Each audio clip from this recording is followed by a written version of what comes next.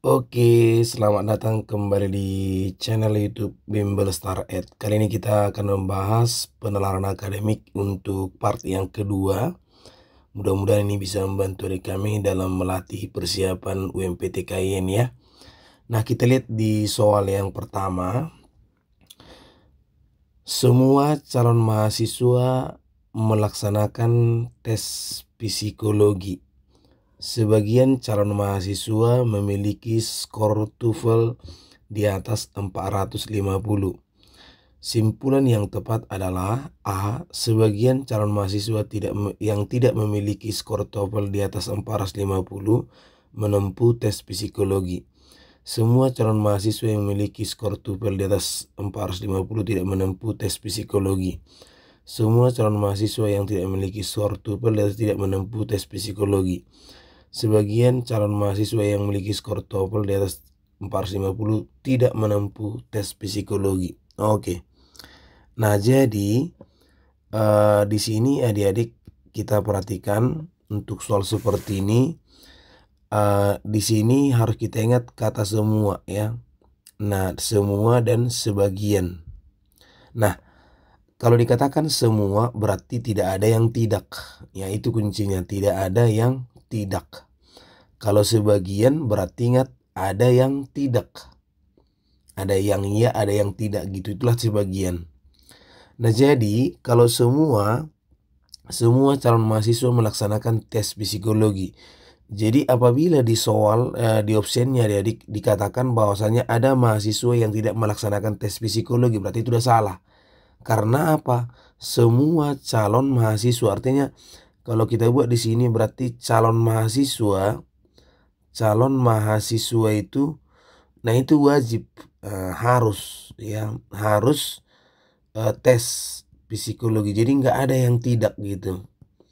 Nah, jadi kalau kita perhatikan di option sebagian calon mahasiswa yang tidak memiliki skor TOEFL dan menempuh tes psikologi. Nah ini misalnya benar nih. Semua calon mahasiswa yang memiliki skor TOEFL tidak. Nah ini salah. Kenapa? Karena semua mahasiswa wajib. Semua calon mahasiswa yang memiliki tidak. Nah ini juga salah. Sebagian. Nah ini juga ada kata tidak menempuh. Salah juga. Jadi yang mungkin benar itu A.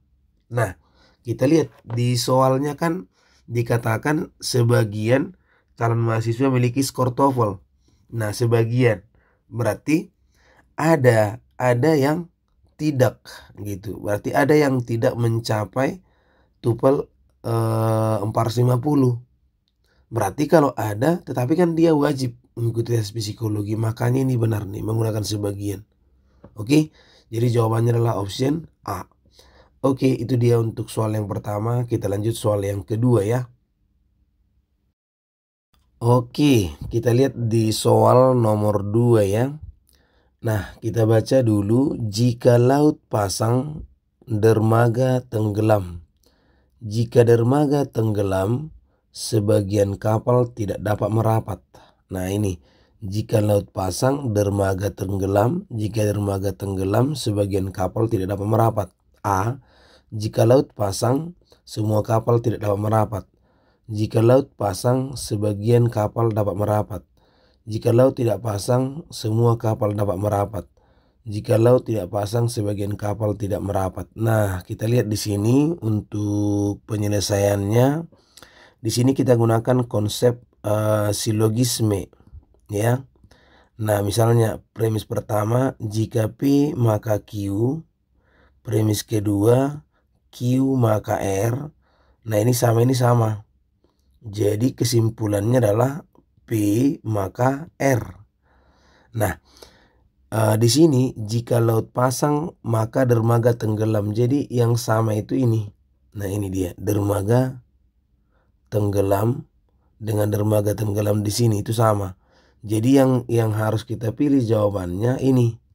Jika laut pasang. Nah bukan ini salah nih. Jika laut pasang sebagian kapal tidak terawat. Jadi gini. Jika laut pasang, ya kan, maka sebagian kapal tidak dapat merapat. Berarti artinya kalau sebagian tidak merapat berarti ada yang merapat gitu ya. Berarti ada yang merapat. Nah, seperti itu. Jadi sebagian tidak berarti sebagian lagi ada. Nah, jika ini salah semua katanya berarti ini salah, yang option A berarti jawabannya adalah option B. Jikalau pasang sebagian kapal dapat merapat, seperti itu. Oke, mudah-mudahan bisa. Next ke soal berikutnya ya. Oke, kita lanjut di soal yang berikutnya ya. Semua guru dan dosen menggunakan buku bahan ajar sebagai bahan ajar untuk mengajar. Sebagian guru dan dosen menggunakan internet sebagai sumber untuk mengajar. Simpulan yang tepat dari pernyataan di atas adalah: A. Semua guru menggunakan buku tentang internet untuk mengajar. B. Semua guru dan dosen menggunakan bukan buku dan bukan internet untuk mengajar. Sebagian guru dan dosen menggunakan buku dan internet untuk mengajar. Sebagian guru dan dosen menggunakan buku tentang internet untuk mengajar. Nah, jadi di sini kita coba jawab ya. Nah, di sini berarti kan guru ya kan, guru dan dosen ya kan itu menggunakan apa? Menggunakan buku wajib tuh, buku untuk mengajar ya, buku. Jadi wajib menggunakan buku. Nah, sebagian dosen ini dia menggunakan internet. Jadi berarti kesimpulannya di sini kita lihat yang ini. Sebagian guru dan dosen menggunakan buku dan internet, itu jawabannya. Maka opsinya adalah C ya. Jadi jawabannya adalah C.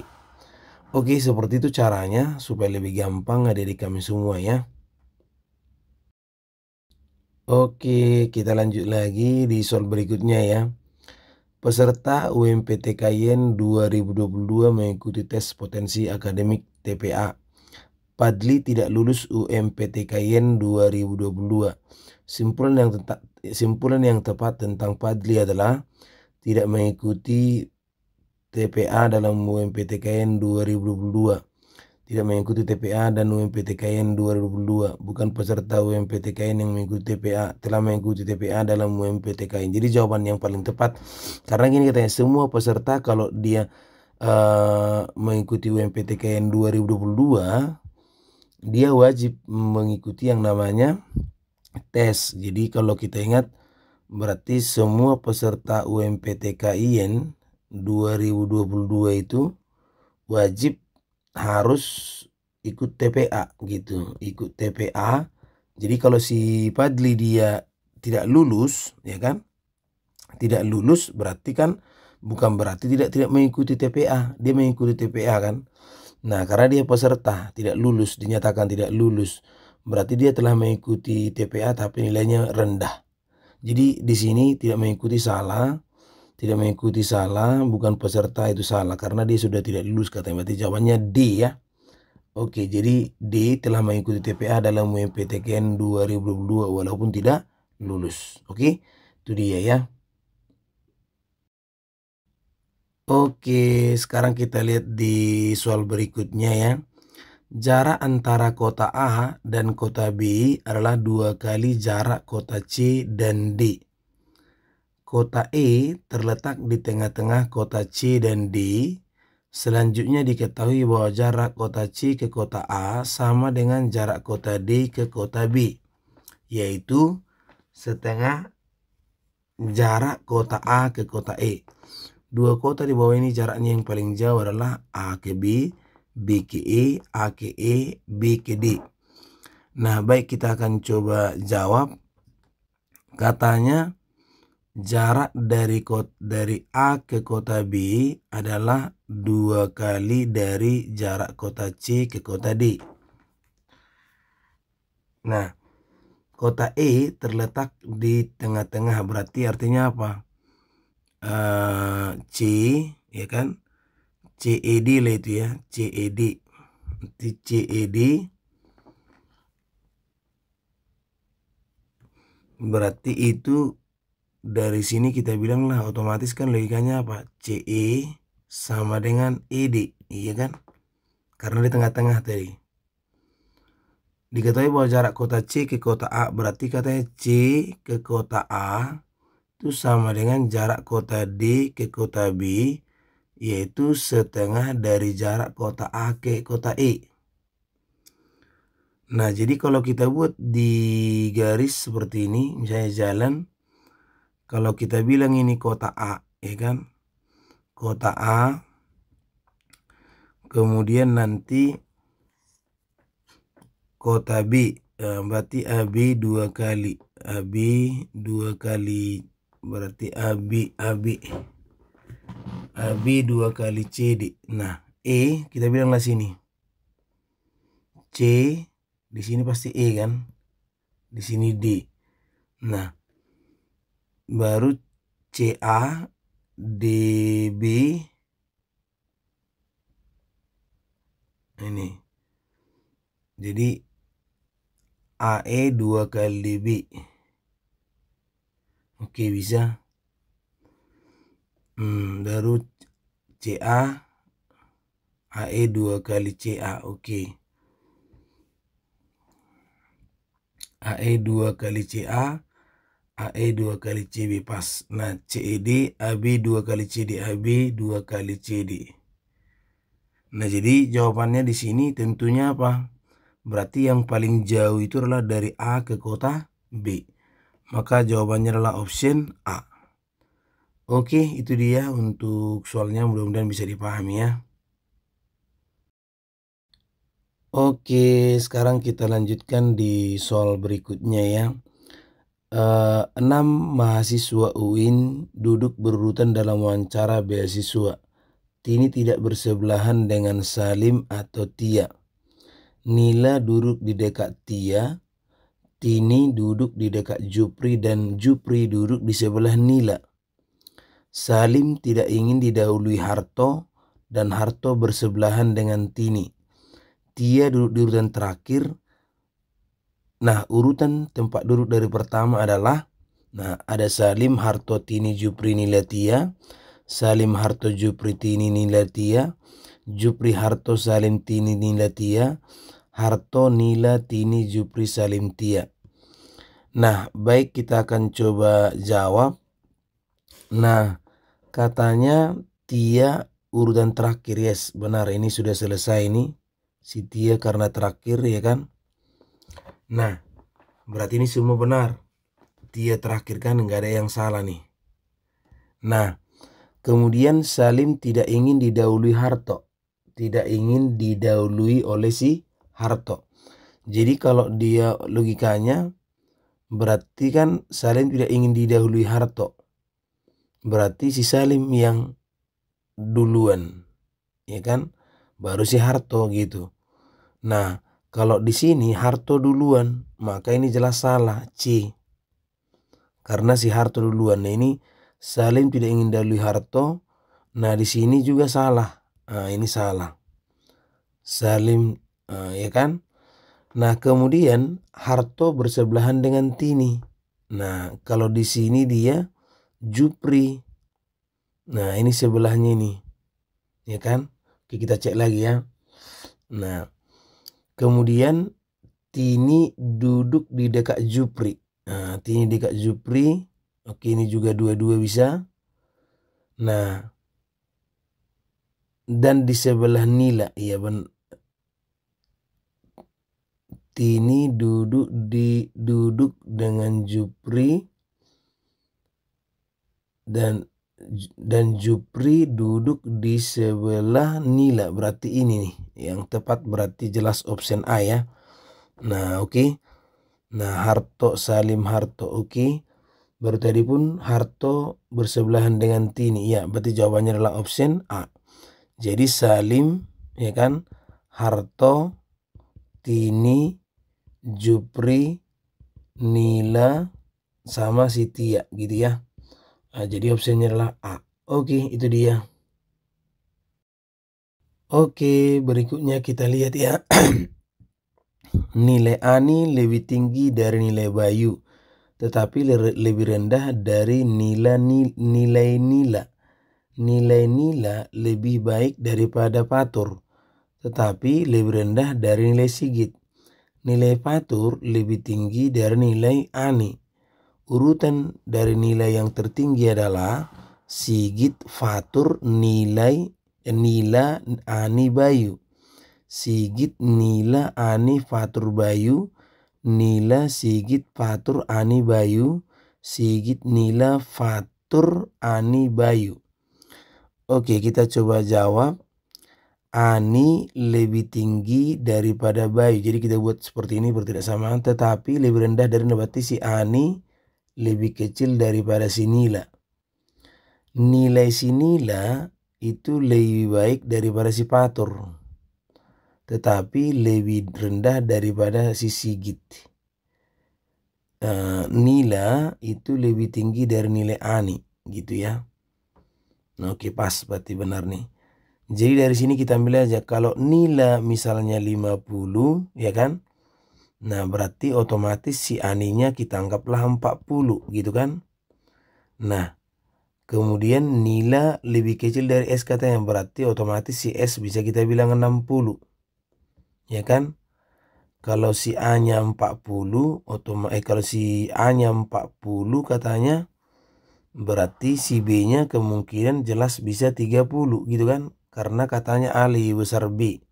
Berarti A lebih besar B benar. Kemudian A lebih kecil N benar ini. A lebih kecil dari N benar. N lebih kecil dari S, baru kemudian di sini N lebih besar dari F. Nah, N-nya 50 kan? Berarti si F-nya inilah yang bisa kemungkinan bisa 55, bisa 45, bisa juga 30, di bawah juga bisa 10, seperti itu ya. Nah, ini kemungkinan. Nah, jadi urutan yang paling tepat kalau kita perhatikan, ya kan. Nah, baru di sini ada lagi nih, fatur lebih tinggi dari ini salah nih. Fatur lebih tinggi dari nilai ani, salah nih, fatur ya. Nah, bukan nilai. Fatur lebih tinggi daripada si ani. Berarti ini salah nih. Salah ya, sorry. Berarti fatur lebih tinggi daripada si ani. Kalau si ani tadi 40, berarti si fatur ini bisa juga 45, bisa juga 50, bisa juga 60, bisa juga 70, dan seterusnya. Nah, jadi kalau kita perhatikan ini urutannya ya. Nah, jelas memang si bayu ini, si bayu paling kecil, ya kan? Kemudian yang berikutnya berarti si ani. Nah, ini dia, berarti ini salah, ya kan? Ini si ani. Jadi ini. Nah, kemudian baru si fatur nila tadi 50 ya. Nah, ada nggak lagi kata-kata yang bantu nih? Nilai ani lebih tinggi daripada bayu, ya kan? Baru kemudian tetapi lebih rendah dari nilai si nila. Nila lebih tinggi daripada fatur. Nila lebih tinggi daripada fatur. Nah, ini nila, kalau si fatur nila lebih tinggi daripada si fatur. Oh, ini kuncinya nih kan? Nila lebih tinggi dari si fatur. Berarti otomatis kalau si fatur tadi katanya lebih tinggi dari si ani, ya kan? Kita bilanglah 45. Berarti si nilai 50, berarti pas. Berarti ini kita anggap aja lah 45, gitu kan? Oke, pas. Jadi berarti si nilai dulu baru si fatur, gitu ya. Urutannya berarti si S yang pertama 60, baru si nila 50, baru si fatur 45, baru si ani 40, baru si bayu 3. Berarti sigit, nila, fatur, ani, bayu. Maka jawabannya adalah D. Oke, itu dia caranya, mudah-mudahan bisa ya. Terima kasih, jangan lupa subscribe channel YouTube Bimbel Star Ed.